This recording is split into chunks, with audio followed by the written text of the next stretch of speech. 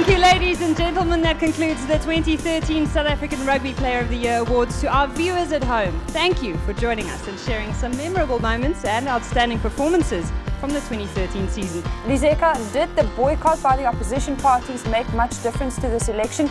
And did Mr. Jordan look worried or concerned at all? Pretty much all of the ANC councillors were here, and that meant that they had the majority. You were part of Varsity Cup when we tried the white card. It didn't last very long, but in terms of the amount of time it took up in the game, that might be a bit of a problem.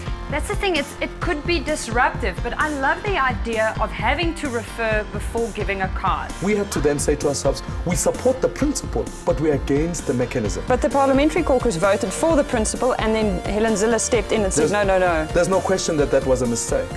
There's no question. And what does that say about the DA's leadership, though? As you can see, I'm starting new fashion trends here in the Auckland Harbour. I'm going to start attending matches this way as well because it's quite comfortable and warm. So we're back in the harbour, all still aboard. Somehow Kobus Wiese's hair still looks exactly the way it did before we left. The cumulative cost of diabetes to our economy is 14 million rand a year. Surely it is the government's responsibility to go, you know what, sugar is costing the taxpayer money.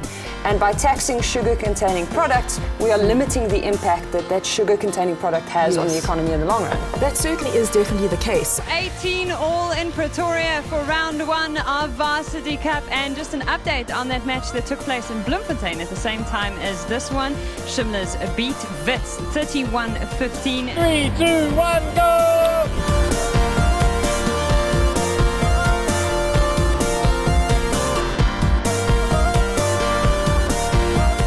The only really scary bit when you're right up there standing on the platform looking down. As soon as you move, it's awesome. I know what it costs me to have a Wi-Fi zone in my house. It's expensive. How do you do this in a public place like Church Square? Firstly, equipment costs have come down quite a lot in the last few years, so it's not that expensive to kind of put enough equipment together to cover a really big space.